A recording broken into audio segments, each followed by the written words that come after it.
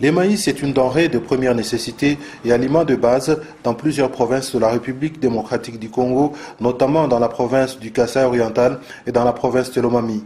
Cependant, sa production est souvent perturbée par la présence de ravageurs et principalement la chenille légionnaire d'automne qui ravage plusieurs centaines d'hectares de maïs et cause la baisse de sa production. C'est dans cette optique que l'Indolec Venture 37, avec l'appui financier de l'USAID, monte des stratégies de lutte contre cette chenille à travers son projet de lutte contre ces ravageurs.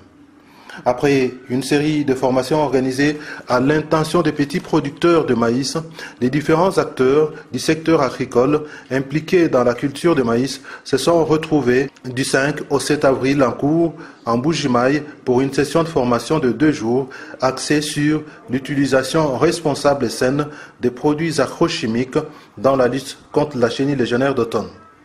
Au cours de la première journée, un accent a été mis sur l'identification de la chenille légionnaire d'automne et sa biologie, ainsi que sur l'utilisation économique des pesticides. Dr John est l'un des facilitateurs. Yes, my name is Johnny Vandenberg. Mon nom c'est Johnny, je viens de l'Afrique du Sud, je travaille avec l'Indolec. Ma présence ici c'est pour une formation sur la lutte contre la chenille légionnaire.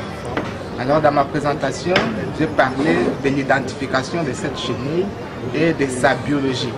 Et aussi, j'ai insisté sur la manière dont nous pouvons utiliser les pesticides pour lutter contre cette chenille en tenant compte de l'aspect économique.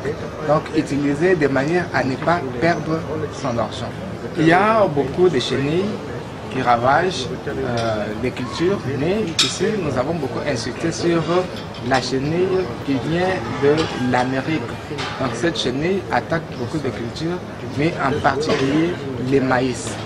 Donc vous pouvez trouver des trous sur les feuilles ou les verticules. Les verticiles, voulais-je dire les plantes, vous trouvez des trous où vous pouvez trouver des vers ou des chenilles là-dedans. Donc ce sont ces chenilles-là dont j'ai parlé et non toutes les chenilles de manière générale. Alors, il y a plusieurs signes, parmi lesquels les trous que vous pouvez trouver sur les feuilles de l'arbre. Lorsque vous trouvez des trous, comprenez directement que ces feuilles-là sont déjà attaquées par la chenille légionnaire. Ils doivent être responsables dans l'utilisation des pesticides. Donc, ils ne doivent pas les faire pour le simple plaisir de les faire. Ils doivent identifier quand les faire et pourquoi les faire. And they must not spray when it is not necessary. À l'issue de la formation, les participants à cet atelier ont exprimé leur gratitude à l'Indolec Venture 37 et à l'USAID pour l'organisation de ces assises et ont souhaité que cette formation soit élargie pour atteindre plus de paysans impliqués dans la culture de maïs. Elle est très importante parce que c'est une formation que nous attendions toujours. Nous avons milité, comme tu l'as dit toi-même. Parmi les défis que nous avons, il y a aussi cette affaire des insectes, des ravageurs des plantes. Surtout le maïs qui est vraiment le produit le plus consommé dans la province et dans les diocèses. Et donc, je continue à vous confirmer que cette formation était attendue. Nous avons milité pour qu'elle ait lieu. Et ça, elle a eu lieu. Et ce n'est que le début. Nous souhaitons qu'elle puisse s'intensifier et qu'on change de thème. Parce que ce qu'on a appris aujourd'hui, c'est tout simplement l'utilisation des produits agrochimiques de manière responsable et saine. Mais il faut aussi d'autres thèmes pour approfondir. Bien qu'on a fait la pratique de dépistage, mais ça ne suffit pas.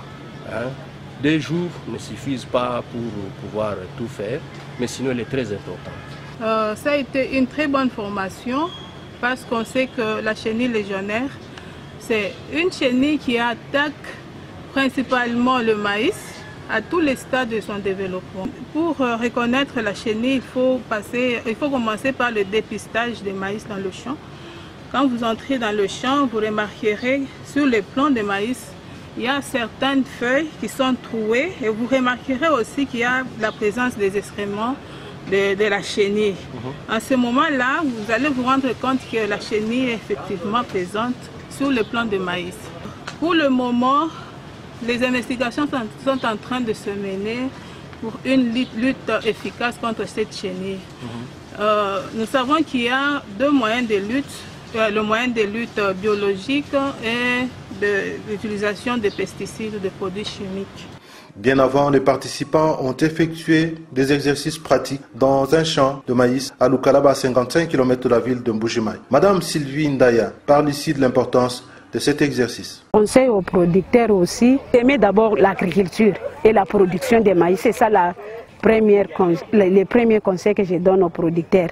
Si un acteur aime sa profession, c'est-à-dire il aura soif, disons, d'avoir des informations et des formations afin d'améliorer sa production agricole pour contourner, disons, la famine et la pauvreté.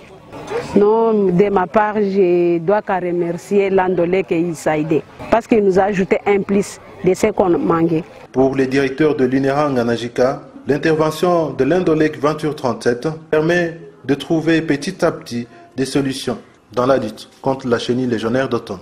La plupart des variétés que nous mettons en place sont aussi attaquées par la chenille légionnaire d'automne.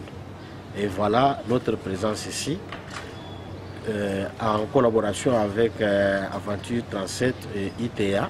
Nous avons mis en place des essais expérimentaux sur le moyen de lutte contre la chenille légionnaire d'automne.